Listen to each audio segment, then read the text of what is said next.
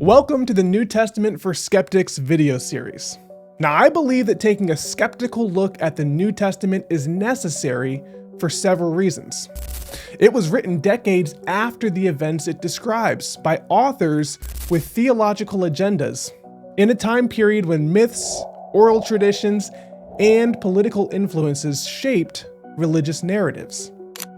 We'll see that the text has undergone centuries of translations, edits, and selective canonization, raising serious questions about its historical reliability.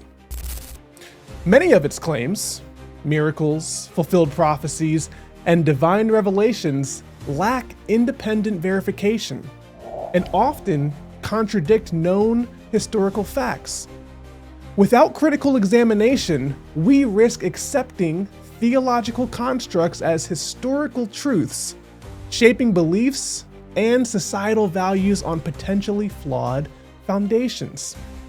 Skepticism isn't about dismissing the text outright, but about seeking the truth beyond doctrine, asking whether these writings hold up under scrutiny or if they serve as tools of faith more so than accurate historical records.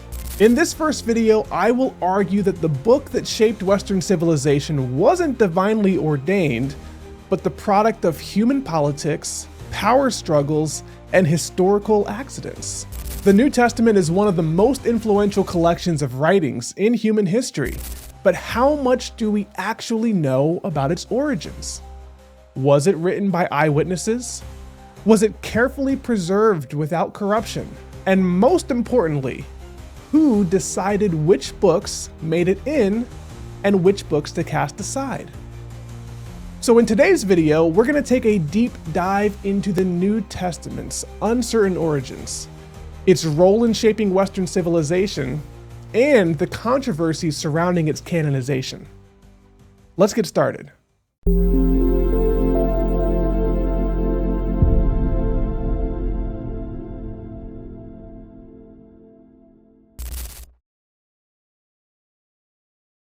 Since the 4th century, the Christian church has been a dominant force in shaping social, economic, political, and cultural life in the West.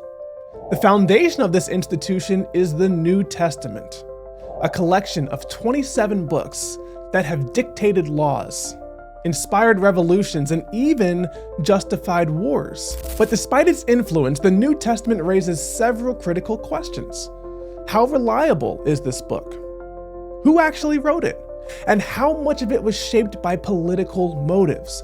Why were some books included while others were excluded?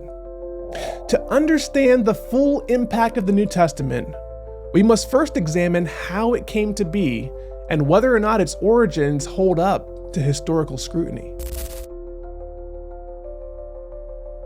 The New Testament consists of 27 books, all attributed to early Christians of the 1st century CE. However, none of the original manuscripts have survived, and what we have today are copies, probably copies of the copies, each with variations introduced over centuries. The earliest writings, the Apostle Paul's letters, they date back to roughly 20 years after Jesus' death, while the latest books were written nearly a century later. Despite common belief, none of the gospel authors personally knew Jesus, which raises serious doubts about the reliability of their accounts. The books of the New Testament are traditionally categorized as follows. First, we have the Gospels: Matthew, Mark, Luke, and John. These books narrate the life, teachings, death, and resurrection of Jesus. However, they contain contradictions regarding key events, including the crucifixion and resurrection timeline. We'll take a much closer look at these in future videos. Next, we have the Book of Acts. This text presents an idealized version of the early church's history, smoothing over the conflicts and discrepancies found in Paul's own letters. Acts is followed by the epistles, or letters, and there are 21 letters, including 13 that are attributed to Paul, though many scholars believe several were falsely attributed to him. And then lastly, we have the book of Revelation, which is a highly symbolic and apocalyptic text that many early Christian communities did not accept as scripture. Now, how did these 27 books make it into the New Testament while others were left out? The process of canonization was anything but straightforward or divinely inspired. In fact, it was political. In the early centuries of Christianity, numerous gospels, letters, and religious texts circulated among different Christian sects. Some of these texts, like the Gospel of Thomas or the Gospel of Peter, offer radically different views of Jesus and his teachings.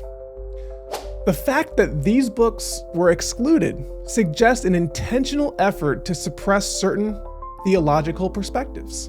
By the 2nd and 3rd centuries, Christian leaders debated which texts should be considered authoritative. The decision-making process was far from objective.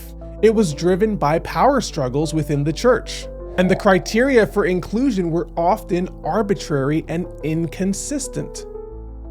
First, we find that a book had to be attributed to an apostle or someone closely connected to an apostle. But many of these attributions were questionable, as we'll find. Secondly, a book had to be widely accepted in the Christian communities, though this is a pretty circular argument because if they banned a book, it obviously wouldn't be widely accepted anymore. And then thirdly, a book's teaching had to align with what had become mainstream orthodoxy, meaning that any dissenting voices were deliberately silenced.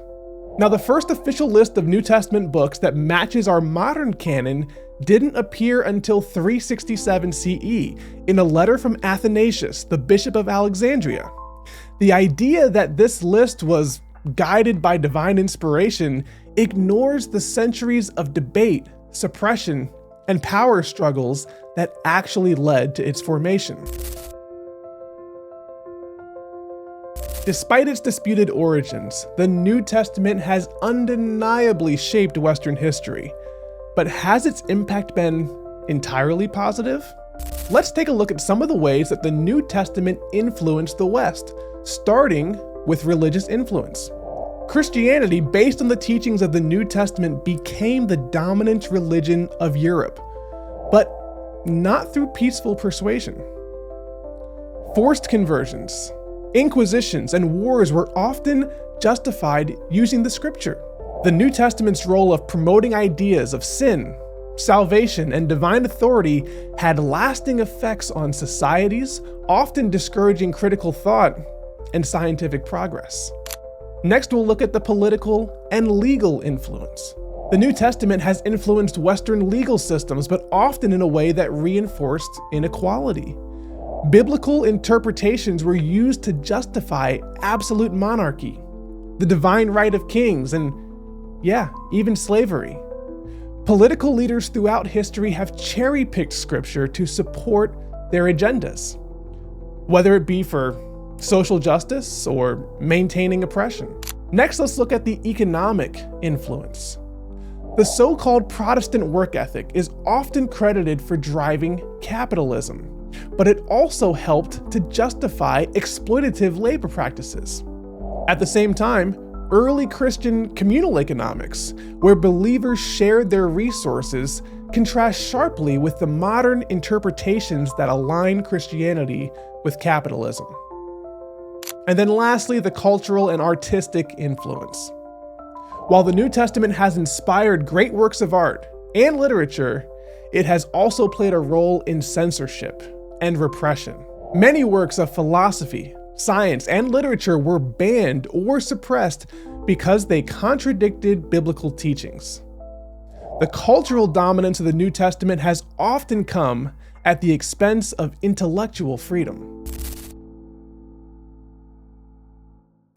In conclusion, the New Testament is more than just a religious book. It's a historical document shaped by human hands, political decisions, and theological disputes.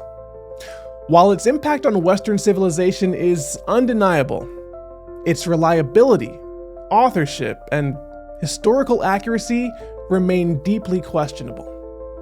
By critically examining the New Testament, we can better understand not just the origins of Christianity, but how religion has been used to shape, control, and influence societies throughout history. The more we scrutinize it, the clearer it becomes that this collection of texts is anything but infallible. The question we must ask is not just how the New Testament has influenced the world, but whether the influence has been justified, and at what cost. Now, this has been the first of at least 8 videos I will do in this New Testament for Skeptics series. We've examined the New Testament as a whole, but what happens when we take a closer look at the Gospels themselves? Are they historical records, theological myths, or something in between? In the next video in this series, we'll examine the origins, contradictions, and evolution of the Gospels, and uncover just how much they have been shaped by theological and political forces. Looking forward to seeing you then.